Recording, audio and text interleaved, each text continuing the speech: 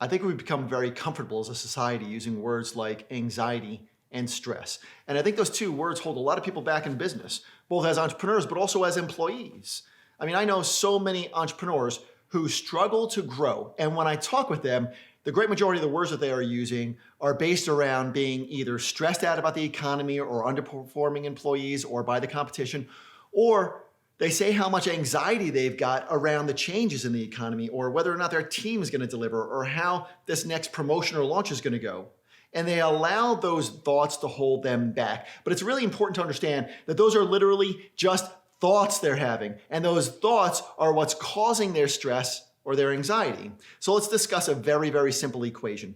It's the words you use cause your thoughts, which cause your actions, which cause the results you get in life. Change the words you use, and eventually, very, very, very, very soon, your thoughts are going to change. Start talking more positively about yourself and your team and the economy and your marketing and what's happening with your next product launch.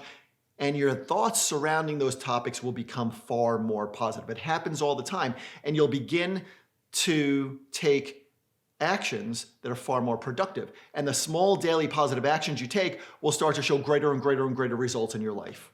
And I'm not a psychiatrist or any kind of mental health expert. So take this for what it's worth. It's just my experience as somebody who's built nearly a dozen companies, built leadership teams in dozens of industries, and spoken with and advised hundreds and hundreds of high growth entrepreneurs. So what I'm about to say about stress and anxiety is based on my experience specifically as it relates to us as business people. That's it.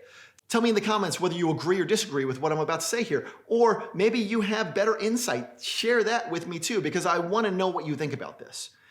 I have found stress occurs when you allow your thoughts to kind of wallow in the negative aspects of your past. It's when you keep rewinding something that's already happened in your past that you cannot go back in time and fix. Where anxiety, on the other hand, is when you allow your thoughts to linger on the bad things that might happen in the future. So stress is about the past and anxiety is about the future. And they both occur significantly more often in people who do not understand that the words you use have such a massive impact on your thoughts, which have an impact on your actions, which have an impact on the results you get. So if you allow your stress of the past to impact your thoughts, then you're obviously going to be in a frame of mind to take less and less action and get less results, right? Or if you allow your fear of what might happen in the future to cause you anxiety, then you'll take actions that kind of prevent you from performing at your best. And here's why. Because left to its own device, your brain wants to protect you. So if you feed it with words that create thoughts or visuals of negative things, your brain will fester on those thoughts. And you'll try to protect yourself by going into a shell and taking very, very cautious actions that create minimal or no positive results. And as an entrepreneur or business person or a high growth employee, that's the kiss of death. If you want a kind of a straightforward exercise to do to fix this in your life, I'll give it to you right now. Simply open a new notepad or whatever app you're using on your phone to take notes, and then several times throughout the day, jot down one or two words that you find yourself using when you're referring to whatever big project that you're working on right now. And that could be a work-related project. It could be a vacation that you're planning with your family. It could be a conversation that you're planning to have with one of your kids that night.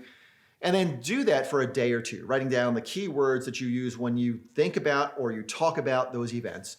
And then after you're done for a couple of days of doing that, come back to that list and look at all the words that you wrote down and then kind of force yourself to replace those words with more positive words. Because what I found when I do this exercise, even though I've done it dozens of times in my life so far, I still come across certain words that I use that create these negative visuals or thoughts in my head. And as soon as I swap out those words with something more positive, my outlook on the situation becomes much better. And my feelings towards the people and events in my life become far more focused and more positive. And the results I get are significantly better. Because just the act of doing that, just the act of writing that stuff down, and in your life, just the act of doing that exercise, even just once, will make it so that you consider the words that you use in your business and your personal life from this point forward a little bit more carefully. And I promise, more positive words will trigger more positive thoughts, which will trigger the more strategic actions that you need to get far more impressive results in your life. And all the pressure that stress and anxiety has produced for you will slowly minimize and you'll be far more in control. But again, this is just based on my experience as an entrepreneur. I am not a mental health professional. I need to let you know that, definitely. So tell me, like share with me in the comments whether you agree or disagree with what I said here.